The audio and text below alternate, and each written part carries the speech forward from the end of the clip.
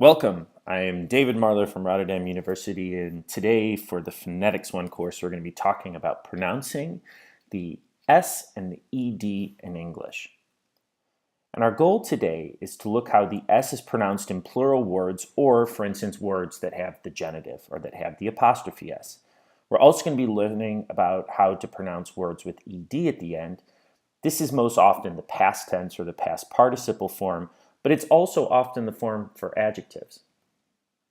Now, what we're talking about today has to deal with a linguistic principle called inflection. And what inflection is it's a change in or addition to the form of a word that shows a change in the way it's used in sentences. So in English, we have prefixes and suffixes, and those add additional information to the word. Inflection is when we change a word to make it grammatically correct or to change the grammatical meaning. So if I have the word work and I add the ed to the end of it, I make it into the past tense or the past participle.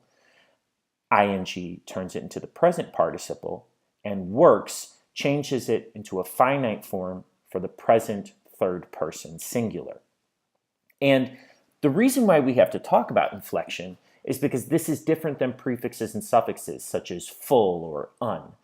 This changes the way that we pronounce it, and it's often a little dubious because we don't always pronounce it as an S or an ED, as you're about to learn. And I see this a lot, and you've probably seen it sometimes too, with the way that people in English slang spell words.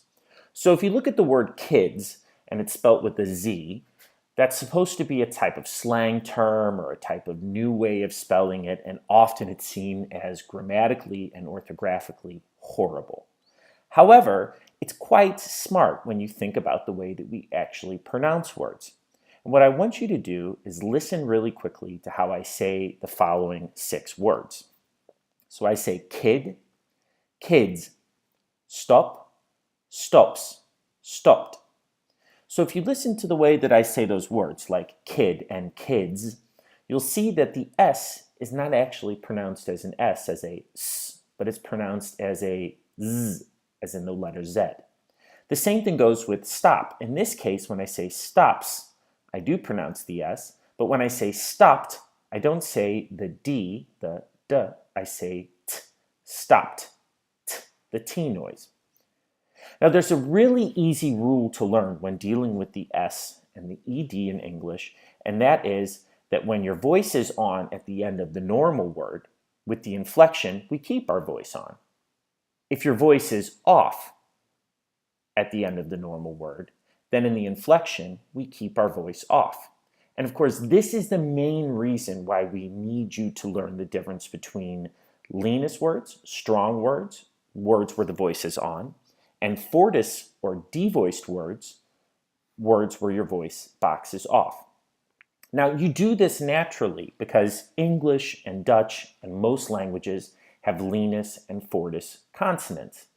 An easy way to feel this is to put your 2 fingers right at the base of your throat, and when you make a noise like t, you'll see that you don't feel any vibration, whereas when you make the noise duh, you do.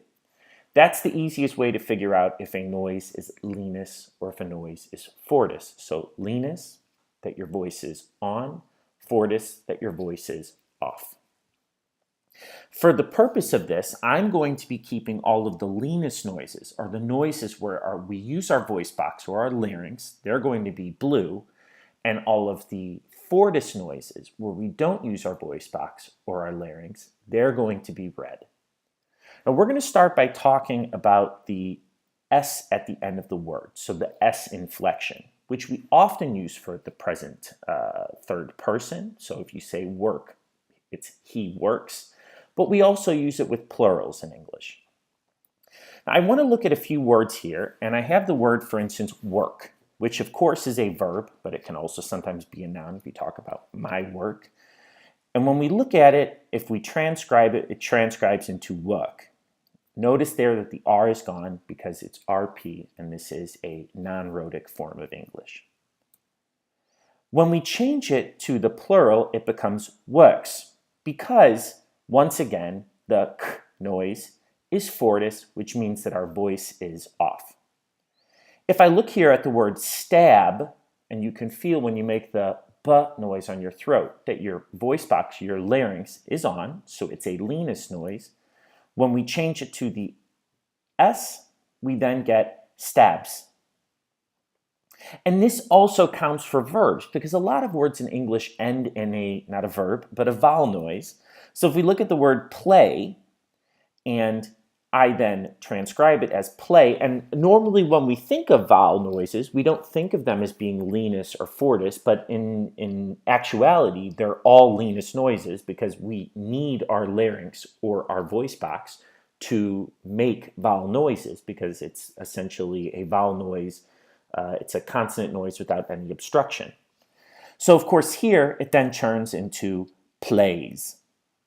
But there is one big exception with 4 noises in English where we don't use the S or the Z noise. And that the first 2 have to deal with the S and the Z. So when we have a word that ends with a S or a Z noise, and watch what I mean when I say this, not orthographically, so with the letter S or Z, but with the S or the Z noise, then we are going to use a different noise, a different way of pronouncing the S inflection. So if we have the word cheese, which of course ends in an S, E, but it's pronounced as a Z, as a Z noise, from cheese to cheeses, it goes from cheese, and it turns into cheeses. So here we use the I and the Z noise, so the kit vowel and the Z. We can also look at, for instance, the word mass. So it can either mean a religious ceremony for Catholics, or it can also mean a large group of people or the peoples. When we have mass here, it ends with the fortis s. But when we change it to the plural, it becomes masses. This is also the case with the ch and the j noise when we add the S inflection. So if I have the word match, we transcribe it with the ch, which is, of course, a fortis noise. And when we make it plural, it becomes matches. The same thing happens with bridge. When we add this, all of the consonants here are leanness. And when we make it into the plural, it becomes bridges. Now you can see here with a lot of these words like match, for instance, we actually spell it with an ES when we make it plural. But with certain words like bridge and judge, those words, when they become plural, they already have an E at the end because orthographically, we often spell the ch and the j noise with an E at the end. So in this case, you have to watch out. But if you pronounce the noise, you'll also figure out that this didn't happen because it's an irregularity, that this noise inflection, this is, has more to deal with the fact that saying masses, that doing a double S noise, or saying match, that it's too difficult. So the is allows the voice to pronounce a word more beautifully and with also more ease. Now, the second form of inflection that we're going to be talking about today is the ED at the end of words. So if we look at the word work, for instance, we're going to transcribe that as work. Once again, we're going to notice that the R has been left out because of RP's non-rhotic function, a non-rhotic characteristic. And when we transcribe this, of course, we're going to see that the voice is going to stay off. So even though we spell it with the D, it's going to turn into a T. So it becomes worked.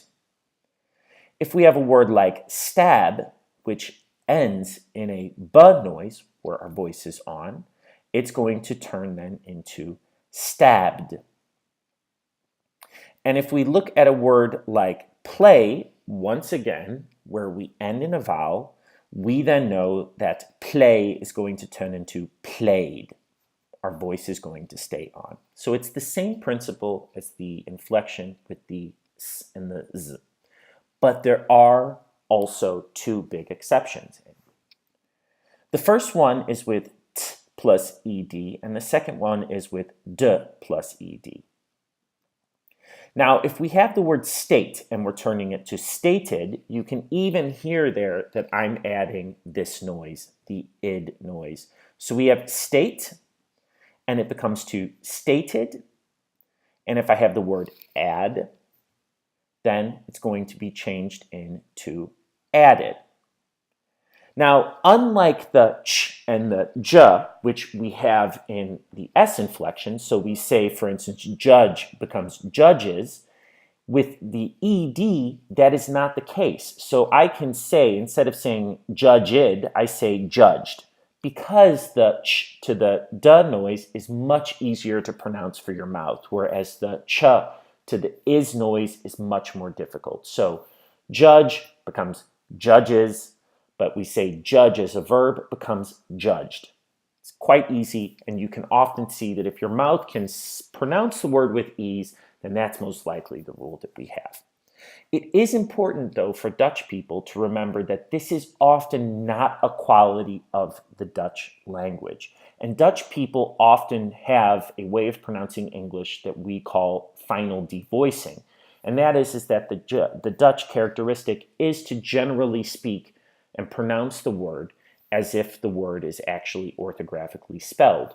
So you'll see, and you have to watch out yourself when teaching, but also when speaking, that you're aware of whether you're keeping your larynx or your voice box on or off. Now I want us to try and transcribe the following words and sentences as they are pronounced. You can listen really quickly to how I say the sentence, and then afterwards I'm going to ask you to pause the video to transcribe the sentences yourself. The first sentence is, Sammy's friends trusted Philip's judgment. Sammy's friends trusted Philip's judgment. The second sentence is, Americans smoked fewer cigarettes and cigars last year. Americans smoked fewer cigarettes and cigars last year. The third sentence is, the church's leases were ruled illegal by 3 judges. The church's leases were ruled illegal by 3 judges. Now I want you to pause the video, and in the next slide, we're going to discuss the answers. Let's have a look at the answers for the following 3 sentences. The first one is, Sammy's friends trusted Philip's judgment. If we look at this right here, I've underlined it when we use the z and when we use the d, the s, and the t. So if we look at Sammy, it of course ends in seme. It ends in a vowel, which means that it is automatically lenis, and we'll take the z noise. Friend ends in the lenis d, so it takes the lenis z. Trust ends with a t noise, so it gets id. Philip ends in the fortis p, so it takes the fortis s. And judgment has no inflection. The next sentence, Americans smoked fewer cigarettes and cigars last year. If we look at the first word, American, it ends in the lenis nasal n, so it's followed by the lenis z. The word smoke ends in the fortis k, so it's followed by the fortis t. We have the word cigarette, which ends in the fortis t, so it gets the fortis s. And cigars, which does not end in a vowel, but it ends in a long vowel, the a, so it of course gets the lenis z. Our final sentence is, the church's leases were ruled illegal by 3 judges. And we have the first word is churches, and because it ends in the ch noise, it gets is. We then have the word lease, which ends in a s noise, so it also gets is. We then have the word ruled, which ends in the the lenis l, so it gets the lenis d. And the word judges, which ends in the j noise, so it gets the is. I hope that this mini lesson has helped you learn how to pronounce the S and the ED at the end of common English words, and I hope that will also help you better understand and better pronounce RP English.